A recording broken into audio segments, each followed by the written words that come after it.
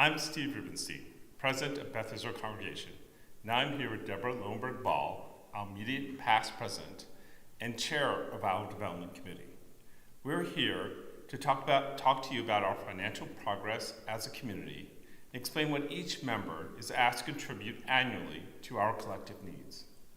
To begin with, we want to express how grateful we are for the support you have shown for our community in so many different ways, both through your dues and other contributions, and through the ways you participate, show up, and volunteer. Thank you. Over the last 5 years, the board has worked really hard to create a stable and balanced budget and fiscal structure for the congregation. This is a big step forward for us.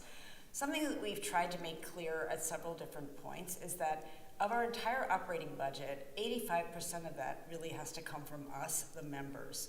And the way we do that is that, first of all, there are dues that everyone pledges, and that accounts for about 3/4 of the money that we need to raise from ourselves. But that leaves another 1/4 that is important for us to raise. So this year, for example, our budget is $1.4 million, and that means that we have approximately $1.2 million has to come from us, the Beth Israel members.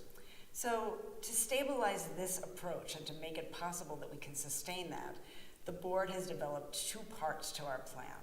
The first, as I mentioned, is to create a progressive dues model where people are encouraged to pledge the amount of money that's aligned with their fiscal capacity. We don't ask you for any details about how you make that determination. We leave that to you, and we just provide some guidelines to help you make a decision about what would be an appropriate amount for you to pledge.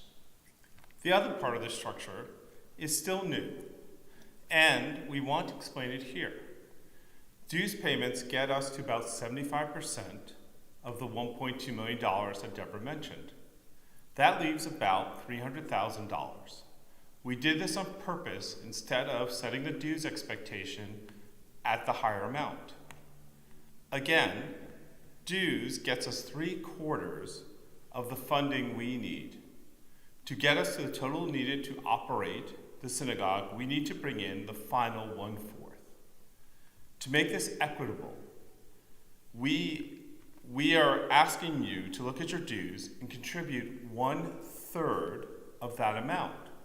For example, if your dues contribution this year was $2,100, you are asked to contribute $700 more across the year. If your dues were $900, then we ask you to give $300 more. How you do that is up to you. We want you to choose things that are meaningful to you in the way that you support the synagogue. For example, you can make contributions to particular synagogue funds in honor of a simcha, or to thank or to appreciate someone, or to commemorate an important life cycle event.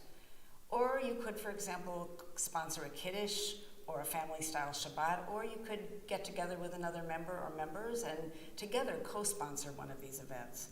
There are other ways that you can do this as well, so feel free to call the synagogue office for other ideas of how you might make up that remaining part of your obligation to support the synagogue's operating expenses. You can keep track of how much you have contributed to this annual 1/3 expectation by looking at your account on Shul Cloud or contacting the office.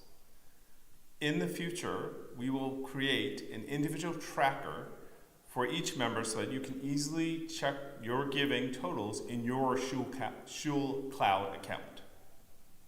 So one last thing that we'd like to make clear today is that what we're talking about here is not some special campaign.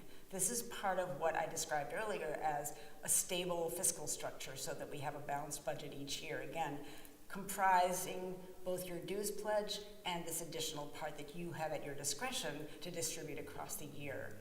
This is to help us do things like have kiddush lunches, have a break fast after Yom Kippur, and to do the things that are just important to the synagogue, like our security or maintaining our kitchen or all the things that it takes to pay our staff. That's what we mean by operating expenses. So this isn't something special. This is a structure to help ensure that we always have a fiscal structure that enables us to maintain a balanced budget. Please reach out to either of us or to Jerry Sorokin, our executive director, if you have any questions about this. Again, we are very grateful for you and your support to sustain your congregation. Thank you. Thank you.